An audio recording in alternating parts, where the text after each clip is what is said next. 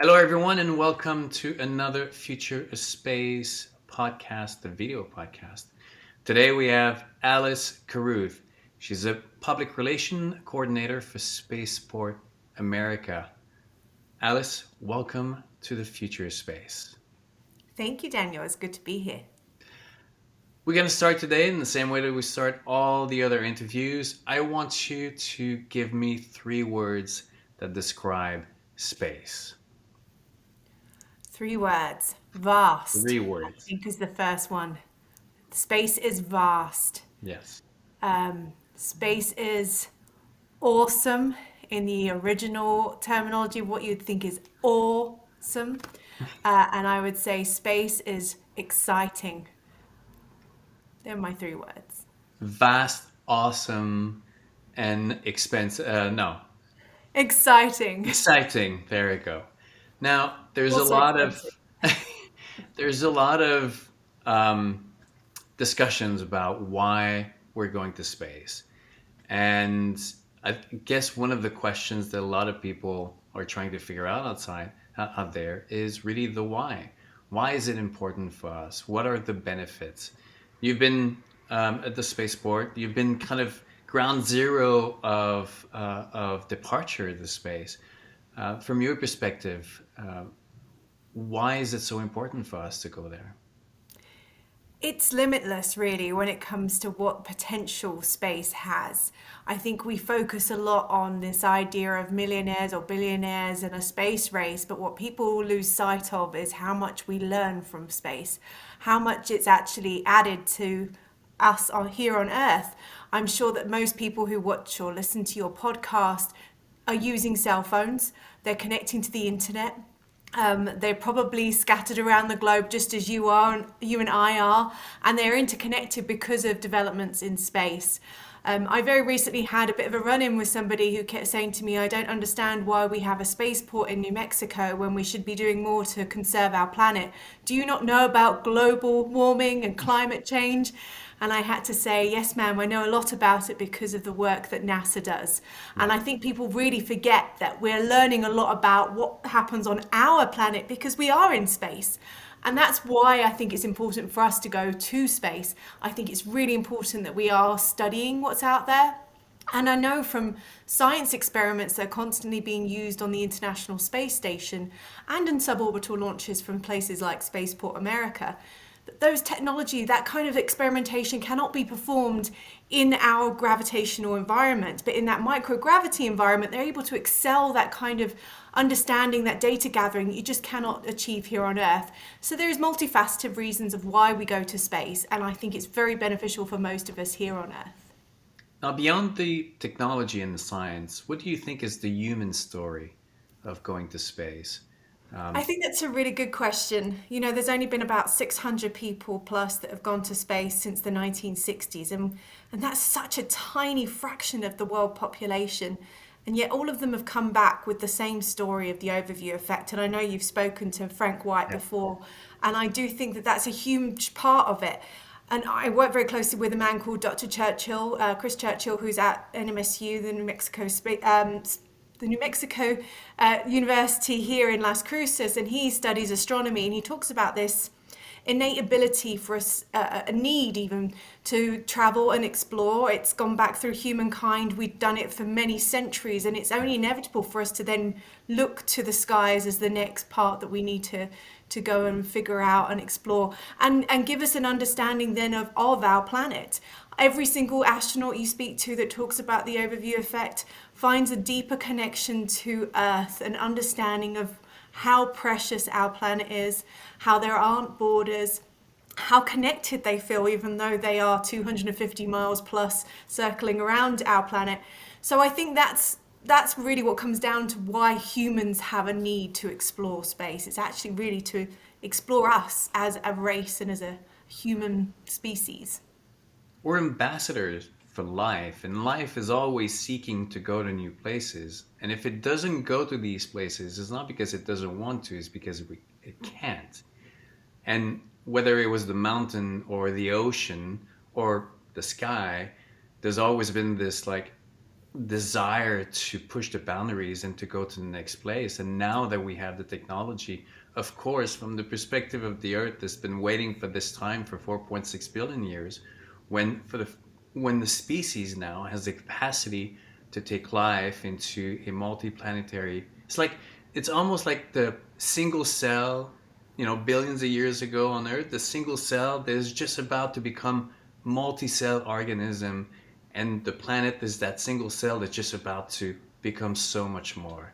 I think that's like it's connected to this force of life that is, for us started on Earth, but is meant to go way beyond just the Earth. Absolutely. And you can see it from how many people have already signed up for these suborbital flights that are being offered by Virgin Galactic at Spaceport America, Blue Origin, just down the road in Van Horn, Texas, and possibly with SpaceX coming up in the next few years as well. Civilian people that want to have that experience and feel connected again. And I think people lose sight of that because they think it's just at the moment for the rich and famous, which it is, but all transportation starts off in the same vein. It happened with the railroad, it happened with the car. I do think eventually it's going to become more accessible to the everyday civilians like you and I. And I think most people would take that opportunity to go and feel what it's like to have that overview effect, what it's like to feel connected again back to Earth. And I'm really looking forward to seeing what effect that has on us as a human race. I mean, the billionaires, it's never their priorities to be able to convey the artistry of these groundbreaking innovation. Their purpose in that equation is to create opportunities and fun innovation when at the beginning no one else can do it. But the important thing is for them to tap into the people who can who can communicate the story. And obviously, William Shatner was an example of that. But getting artists, and that was one of I guess the success of the Renaissance, where the people with the money and the power back then saw and recognized the power of storytelling through artists. So they would fund and they would support the artists to create and to tell the vision of the future. And Richard Branson has been doing an amazing job. And you started to mention about the spaceport, and now already all these people lining up for Virgin Galactic. Spaceport has been kind of like ground zero, along with Florida, obviously, but like creating that little world where you are. Tell us the story of Spaceport and how it was last year for the groundbreaking flight, and where you're going next. So Spaceport America is the world's first purpose-built commercial spaceport. And yes, we are home to the anchor tenant of Virgin Galactic, but we have multiple customers that use the spaceport facilities, and we're owned entirely by the state of New Mexico. And the reason why New Mexico took this plunge into creating a commercial spaceport is to do with the history of space here. Space is something that's been going on since the 1930s, when Robert Goddard first moved down to New Mexico to utilize our airspace for his early rocketry testing. And then the V2 rockets were tested from White Sands Proving Ground, which is now White Sands Missile Range. So we are known as the birthplace of the US space program. NASA has been here since the 1960s, both with the White Sands Test Facility and with the TDRS system, which ground base is here at the White Sands Complex. We've been used by NASA for training for astronauts from, I think it was Apollo 16 onwards, who've come to New Mexico and done a lot of training in Kilburn Hole, for example, just outside of Las Cruces. And we've also been a very popular place for astronomy. Clyde Tombaugh, who discovered Pluto, actually spent the last 50 years of his life living here in Las Cruces and established the NMSU Astronomy Department. So with all of that information about southern New Mexico and having all our national labs here in Sandia and Los Alamos and up at Kirtland, which is the F.O.S National Lab as well, they decided we've got the knowledge base of people here in New Mexico to create a commercial spaceport. So this program started some 30 years ago when they started to explore the idea of having a commercial spaceport. They actually had the first launch back in 2006. So we predate everything that's gone on in the last couple of years with Virgin Galactic. In fact, there's been over 300 launches of rockets from Spaceport America since 2006. So last year was Huge for us because part of establishing a commercial spaceport was to have a foundational anchor tenant, which is Virgin Galactic. Yeah. They moved their operations here in 2019, and they have about 180 people now that are living and working in New Mexico. So it was a huge moment for the state to actually have that payoff and return. We knew that it was going to happen. It was obviously delayed. We understand that space is very difficult, as I'm sure you do as well. And those delays were for the right reason. They had to do the right investigation after the crash. They had to make sure that those space planes, because there's two of them, are in the top condition. They were able to prove that their glider system worked very safely and efficiently. And they had the first test with humans on board in May of 2021, and then the test with Virgin Galactic's founder, Sir Richard Branson, in July of last year. And your question about what that event was like, it was pretty incredible, to say the least, to be a witness to that part of history unfolding. It'd been a long time coming, like I say, in the state, and we were hoping for an enormous party, but COVID certainly slowed that progress down, and we only had about 500 people on site at that time.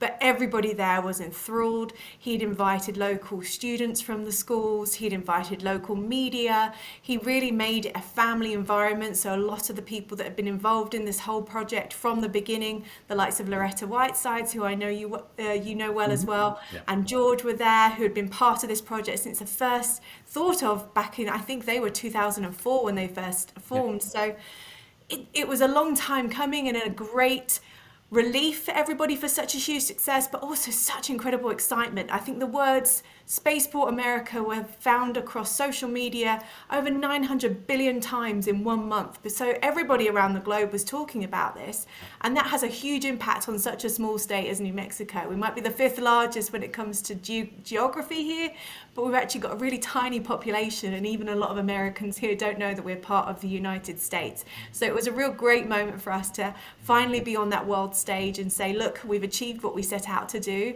It might have taken a little bit longer, but we definitely got there, and we had a great opportunity for our state to move forward with a future of commercial aerospace. I mean, it's amazing how within our lifetime we went from something that was totally science fiction to now we have several players that are making it happen. And obviously Richard Branson was one of the leaders in promoting that vision and pushing and putting all the effort. Yesterday I was at the California Science Center with Loretta. We were looking for the space for Year's Night that's going to be happening on April 9th. And we were at the hangar where the Endeavour space shuttle is. And both of us were like super emotional and imagining a moment that's coming in soon where there's going to be this museum of these several the evolution of spaceship, the Endeavour, the Virgin. They're all going to be in this kind of like our journey into space museum. It's happening. It's there. Maybe it's going to be at the Spaceport. What do you think? I think that'd be wonderful. I mean, Virgin Galactic already use what they call the DNA of space, going from the Wright brothers all the way through the evolution of aircraft into what is now Spaceship Two, which they use.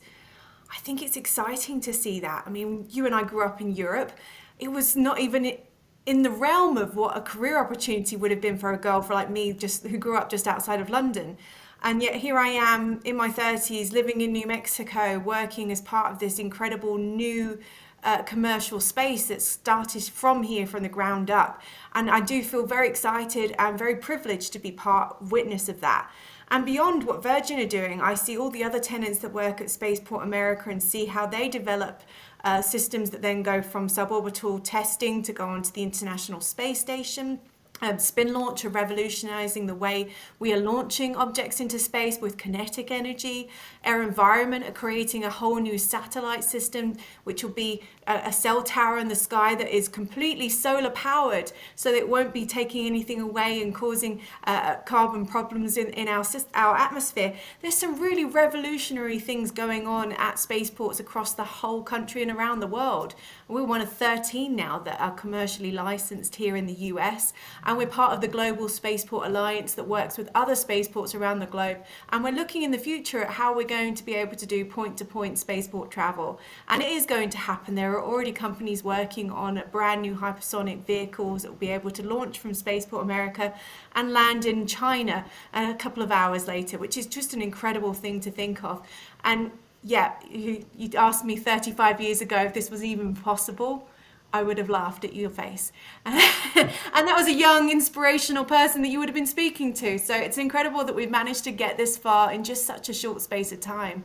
Even looking at the whole grand scheme of thing of 600 people that have flown since the 60s, that's actually really quite a short space of time in humankind when you think about it, of how far we've gone from sending man up into space, sending man to the moon, and now making it a commercial, viable launch system that we can all participate in. Yeah. It's expensive right now, but as more and more companies make it available, it will become more accessible to all of us, which is a really exciting prospect, I think, for humans. It's always been the cycle of these innovations, whether it's a cell phone or the car or plane. I mean, the first cell phone was like $10,000 per. It was a massive big brick. I remember my father had it. It had to be in the car first because the reception was better because the unit was bigger, and now everybody carries it in their pocket, and it's not even a question. Um, you mentioned a little bit about obviously growing up in Europe. Tell us your journey from growing up in Europe. Did you, from an early age, wanted to be in space, or did you just kind of happen to find yourself, in New Mexico and just like, I have no idea how I got here, but here I am. What is your journey that led you to spaceport? Definitely the latter scenario. So I grew up just outside of London, and I left in my early 20s to move to the Middle East. And I worked in television. So I was a broadcaster in news production, and I'd worked in brand content management for radio and television prior to that. And I met my husband, who's an American who works for the US government, and he took a position here for White Sands Missile Range as an engineer. So that's how I ended up here. It was purely by luck. And I started freelancing here and got to know the aerospace industry and the history and was hooked. I think I've always been a sci-fi fan. If you speak to any of my family, they'll tell you that I was obsessed with Star Trek and Stargate growing up, and always loved the idea of science fiction all of a sudden becoming science fact. And the more I delved into learning about the history of this area, the more I became absolutely hooked on the idea of wanting to get involved. So I started off working with the Las Cruces Space Festival that's been running now it's the fifth time coming up this April. It's a community event. Everything we do is free, and the idea is to make space more accessible to people, because this is quite a low-income community, and it becomes quite an expensive hobby to have, a hobby even to have. So we tried to make something that would be great for this community, but also to attract people here so we can show off that space history that's in this region. And then after starting that for a few years, I got involved with a local company called Solstar Space that do Wi-Fi communications for rockets. And then I ended up at Spaceport America starting in 2020, and I've been here since, and feel, like I say, very privileged to be on the front line, being able to be witness to all the great things that have happened in the last couple of years here in New Mexico. So your family is not surprised at all. My family kind of were a bit confused at first, but having moved to the Middle East and now to the US, I think they're quite used to me being quite far away from Europe. But the concept of working in commercial aerospace is quite alien to them. They don't really understand the whole business plan of it or how it's going to work. But the more time they're going to come out here and the more they get to see, which they haven't been able to do since I've started because of the pandemic, I think they'll be won over quite quickly and recognise that this is a really cool industry for me to be part of. I know they certainly did when my daughter was able to meet Richard Branson before his flight last July. It was very fortunate that her class was chosen to be the one that was able to be witness, and he was very, very involved with them being part of his day. They even wrote postcards to him, which he read when he came back from space, and was able to really feel connected to these local students. So I think very quickly people will start to recognise what a great industry this is and how viable it's going to be moving forward, because there's still a lot of question about how, the long-term goal and strategy of this. And that's pretty much my job. You touched earlier about your piece that you did about space needing artists and storytellers. That's exactly what I see myself as. I am a journalist by trade, but really I'm a storyteller. And this story is something that's so easy to tell and so exciting that it's a real easy sell for me to be able to talk about it and be excited about it. And I think the more people learn about why Spaceport America is here, about the space history in New Mexico, and about the long-term goals of spaceports around the globe and the US, I think people will then start to fall on board and start to recognize what an exciting time we are living in. So tell us a little bit more about that vision and the long-term strategies, the plan for spaceport. Like beyond, I think most of the people think of spaceport as the base for Virgin Galactic. There's obviously so many more people. You've touched on some of the players or the participants that are at the present over there at spaceports. But can you elaborate a little bit more about what's coming for this year and the years following? Sure. So yeah, it's confusing having a Brit being the spokesperson for Spaceport America and not being an employee of Virgin Galactic. But spaceports are, you think of it like an airport. We are a location for all vehicles that travel above the normal passenger plane height of 40,000 feet. So we have multiple vehicles that operate out at Spaceport America. On the north end of the campus, we have Air Environment's Sunglider, which is a 262-foot wingspan unmanned aerial craft which operates as a cell tower in the sky, and it's being developed by SoftBank, the Japanese investment group, and Air Environment, which is the largest supplier of unmanned vehicles to the US military. And they're creating a completely green new technology that I said is powered completely by the sun, that flies around in the stratosphere and is able to give a 200 radius or a 200 kilometer radius cell tower connection below. So it could be used for disasters. If all of a sudden all the cell tower power is knocked out on the ground, they can send up one of these planes instantly over a disaster zone and create correct connectivity, and could also be able to be a great option for rural areas that aren't able to get fiber connections on the ground. So it's an exciting technology, and it flies around 80,000. So again, it has to be tested in a an aerospace that's not going to be problematic for people. And that's one of the great things about Spaceport America. We have access to 6,000 square miles of restricted airspace that's controlled by the government. It's the most restricted airspace in the whole country except for a small square above the US White House. So it's exciting that we're able to get a lot of technology doing research and development in our area because they're not able to do it elsewhere, and they can then be FAA certified to fly over populated areas. So that's one of our great vehicles that we have at Spaceport America. We have a more traditional rocket customer down in our vertical launch area called Up Aerospace. They do launches up to about 77 miles up. They tend to do a lot of work with NASA's Flight Opportunities program, taking up payloads for research. They also do Celestis, which take ashes up into space for people that have Yeah. lost loved ones. So they are a really exciting customer. They've done about 15 launches with us since 2006. So a very good long-term customer of Spaceport America. And then right down on the south side, we have Spin Launch, who I've told you created the world's largest evacuated centrifuge. It's the size of the Statue of Liberty. So it's an enormous disc out in the middle of the desert, and they're building up a completely new way of launching objects to space with kinetic energy.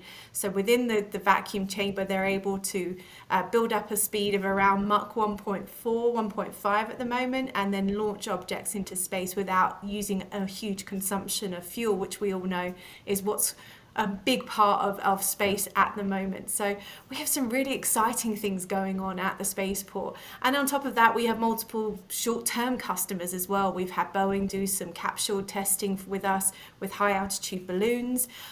We've had some various different types of rocket building, from 3D printing to student rocket launches, and we host the world's largest intercollegiate rocket engineering competition called the Spaceport America Cup. So that's coming up in June this year.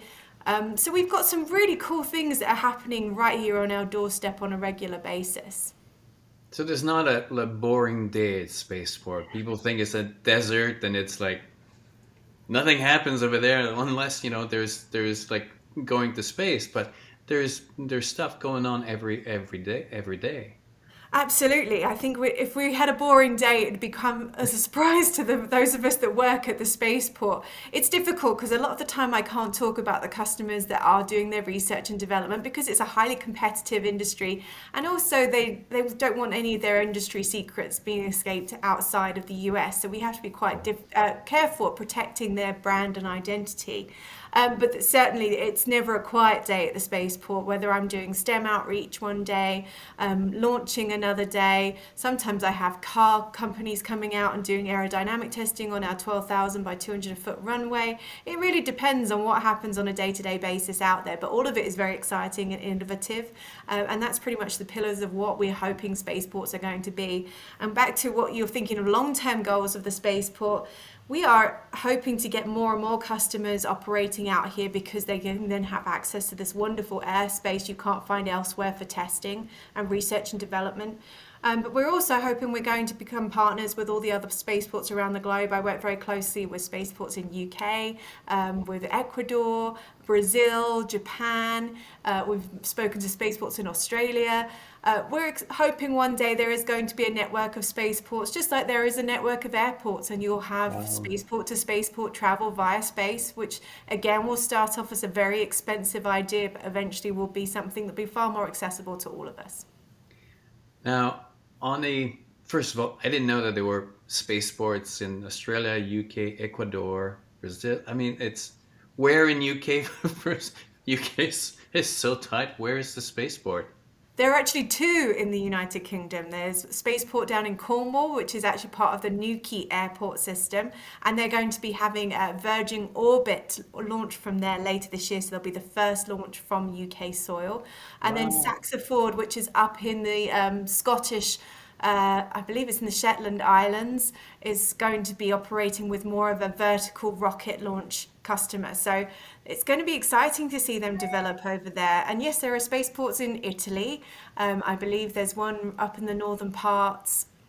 One of the I think it might be Switzerland that has their own, or Sweden. I do apologize, I can't remember. But yeah, they're popping up all over the world because people are starting to see how great it will be to have a spaceport nearby for new economic development, for new opportunity for research and development, and for accessibility in the future. So you're going to see people doing less launches from the European Space Agency through French Guiana unless they're going orbital, but Yeah. instead they'll go and do the testing at spaceports in other locations around Europe. So it's exciting to see that they're popping up all over the place. And I believe there's a couple of maps out there where you can see all the different spaceports that are registered around the globe. And like I say, the FAA has licensed 13 spaceports in the US and more are on the books as well. Wow. Well, we'll make sure to have the link in the comments for to have access to that map. I was in a previous episode with astronaut Nicole Stott. She was sharing with us how, of all her years at NASA, the biggest lesson that she took away was not the science or the technology. It was really from the people, the human experience, working with people that just are constantly pushing the boundaries. I know that a spaceport, there's a big team of people. Um, Tell us about that team. How incredible are they? We're actually a really small team. There's only 22 of us currently that run the entire spaceport and cover the 18,000 acres that we have out here in the desert. And they are all very passionate and very dedicated to their job. And I think that's really what keeps us going every single day. I get to work with the likes of Dr. Bill Gutman, who has been part of the spaceports for some 20 to 30 years now, both in the research that started, before it even established and since it's been launching in 2006. And he's also a great STEM educator. He has an incredible way of making space relatable and exciting to all ages and is an absolute delight to work with, along with Dr. Chaz Miller, who's our aerospace engineer, who again is a great STEM educator and has his PhD in astronomy and has such an incredible passion for space and for people to understand why we are traveling to it. And beyond that, the rest of our team, like I say, are so passionate about what we do. We work long hours tirelessly to support our customers. We want people to have a great experience, but beyond that, we want people to really know a little bit more about us. learn about our history here in New Mexico, and promote us as a viable place for people to come to. I sometimes get into conferences and people are just very quizzical. Why does New Mexico have a spaceport? Why don't people just go to Florida or to Mojave? And it's great to engage with people like that, but I want it to be more of a common knowledge of why New Mexico is here. And when I start talking about White Sands or White Sands Test Facility, which is NASA's area, they sort of go, oh yeah, I've heard of those guys, just never realized that they were in New Mexico. So it's good for us to promote our state. I'm an adoptee of New Mexico. I'm very proud. So it's always nice to be an ambassador for the state down here. It's a really good place to come and live and a great place for aerospace. Now, you mentioned earlier about your daughter being present when Richard Branson went up, and then there was a class. Um, how I think it's for the young generation, the children. It is so important for them to experience, not just listen about it, but to experience it. How is spaceport? Is it fairly accessible for a school or for a STEM organization to reach out to you and say, you know what, we would like to bring the kids and see what it's like? So we're becoming more and more accessible is the answer to that one to make it easier. It's difficult. We can't have people out there all day, every day. Some launches aren't able to have spectators, for example. We do work with a tour company that provides tours on weekends, but Monday through Friday, I have dropped the price to zero to all New Mexico schools, and I will happily take them around and give them a good tour of the spaceport and explain what it is we do and talk about our careers. And we also work with a couple of great other companies, 501c3s like the Las Cruces Space Festival that do events here in the community, which is actually sponsored by the United Way of Southwest New Mexico. And we, during the pandemic, took our STEM education online and worked with the NMSU STEM Outreach Centre to come up with at-home activities so that people that were stuck at home and couldn't go out and buy supplies were able to do science experiments with things that they could find around the house. Because you're right, it's very important for young children to be able to have access to space and access to science. Particularly when everything went virtual, they stopped having that hands-on experience, which I think was really quite a devastating loss to the science community. So we're doing our best to make sure we rectify that as much as possible now. I was doing lots of virtual tours of Spaceport America and presentations during the pandemic, and we will continue to be as accessible to those as possible. It really is dependent on what my schedule is with other launches that happen, but I probably do at least one STEM outreach program a week at the moment. So I have a school coming out on Thursday. I went into a school last week. I have another robotics group coming out on Saturday. And then we've invited a lot of these local STEM groups to participate in our open house on April the 10th. So we are doing as much as we can to make sure that people have access to the spaceport. And I mentioned earlier about the Spaceport America Cup that's coming up in June of this year. Launches are going to be inaccessible to most spectators just because we've got 2,000 people out at site, and actually having spectators beyond that is quite a difficult task when there are only 22 of us on staff. But they are going to have a day in Las Cruces where these rockets will be put on display, and the judges will be able to go around and check what the designs are like with the students and make sure that they're up to the safety standards. There's 151 teams competing in the Cup this year from 14 different countries around the world. So we encourage the public to come along to that event, which will be on June the 21st at the Las Cruces Convention Center. And then people have that hands-on experience of being able to see rockets and to speak to people that build rockets and ask them what got them involved, and to learn about the kind of schools that are going to be doing rocketry as part of their curriculum. And we're really excited to say for the first time this year, we've actually got 4 local schools involved in the Cup. NMSU, UNM, New Mexico Tech and UTEP are all competing on a world stage. And I think partly a lot of that is to do with the fact that they have access to a spaceport on their doorstep. And I don't think the funding for that kind of education would be available to these schools without it. So we're excited to be part of that, and making sure that people do have some kind of methodology so that they can go to school here in the state, get hands-on experience, and then get a good career in aerospace afterwards, because that's part of the pathway cycle that we need to make sure we're holding the future generations' hands and guiding them through. It is part of the work that I'm doing with Space 110, where I intend to start taking young 16-year-old explorers to the edge of space aboard Space Perspective. But besides the winners, the selected group who's going to go up, you have all these children that show up with a desire to be part of it. They're showing up with an interest. And when you're young, often in your career, and as you shared with your own path, where you end up going is not necessarily where you started with your interest, is where there was someone around you to facilitate it, or it was less friction going in that place. So what is important is to create an environment that has less friction between the interest and the actualization of where they want to go. And by creating opportunities like what you're doing, it's amazing. Is there a link for a website for what's going to happen on the cup?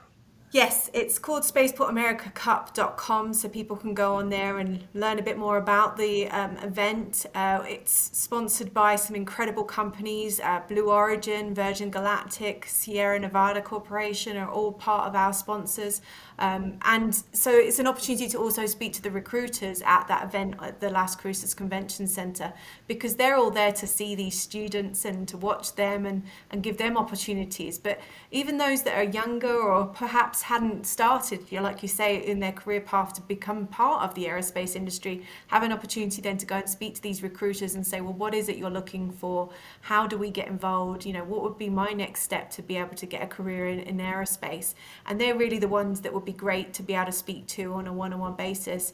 And I'm excited to say that, the likes of Blue Origin and Virgin Galactic have some incredible STEM outreach opportunities and internships, which I think are really important for people to learn about. So I believe Club for the Future is the Blue Origin group, and they do some really cool postcards to space, which I think is an incredible opportunity for students to be able to create postcard, send it up on one of their suborbital flights, and then get a piece of space come back to them, which I think is just a wonderful, wonderful opportunity for them.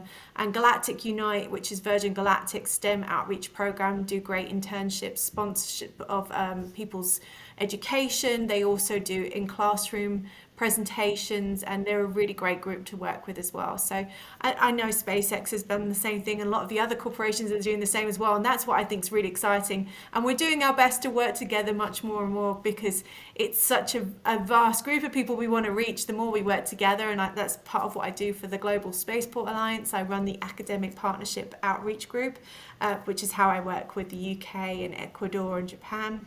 We're doing as much as we can to make space more accessible to everybody. And I would say to anybody who's interested in aerospace, get in contact with your local spaceport. There's a lot of them out there, and we all want to help you as much as possible. Be patient with us. There's only a few of us that are working on a day-to-day basis, but eventually someone will always get back to you and try and help you out. How excited are you for your daughter? I mean, you grew up in a different time, and even within the last just 5 years, we've seen access for young women to open up, and there's a lot more program. And I think that for minorities, women, the future is really inspiring. How excited are you for your daughter? Or does she want to, do you think that she wants to go there?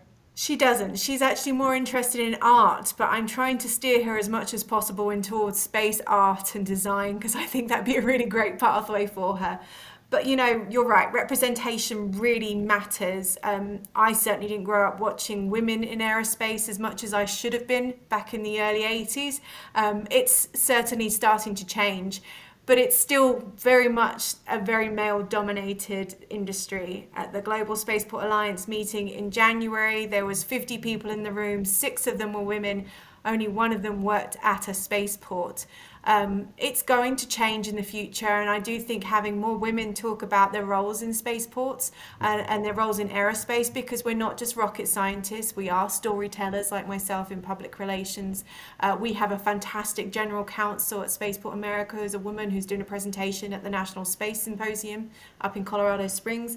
So I recommend anybody who's interested in space law, look up Melissa Force, because she's an incredible inspirational speaker when it comes to her knowledge of space law. And a young female attorney that works for Spaceport America as well. There are definitely more roles and more opportunities for women to get involved in aerospace that go beyond just your typical engineer and rocket scientist role. And I think the more we talk about that, the more the representation is there with people like myself that are able to talk on podcasts or in interviews or at panels, at events, the more I think it's exciting for the future because people can then see themselves in the speakers. And I certainly think for her, when she came away from that experience, I don't think the gravity of it at the time really sunk in. She was only 8 years old when she got to watch Richard Branson go to space.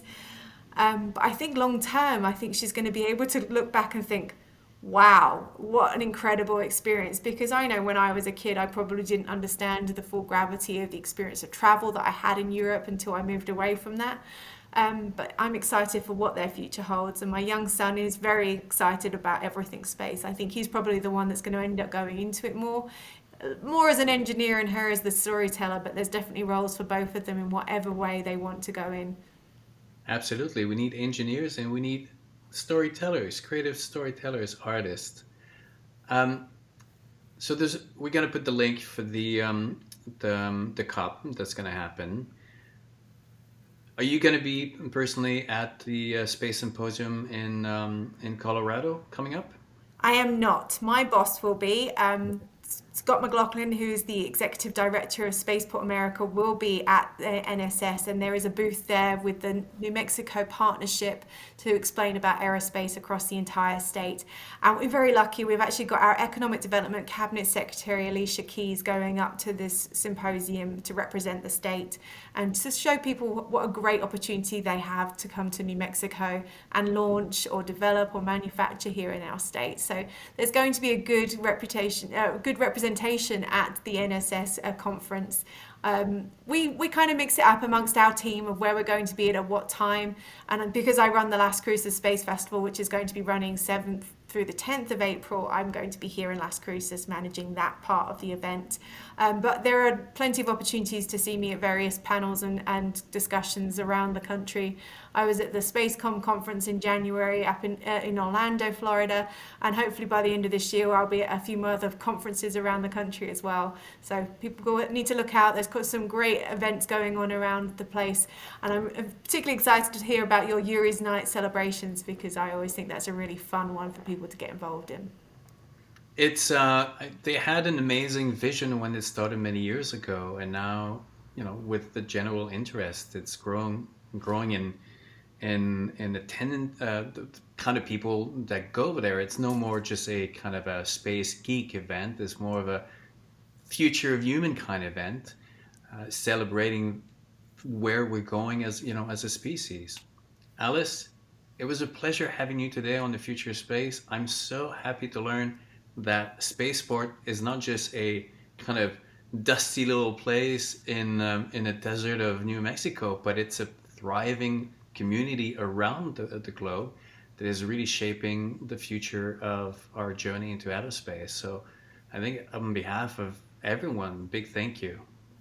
Thank you very much for inviting me on, Daniel.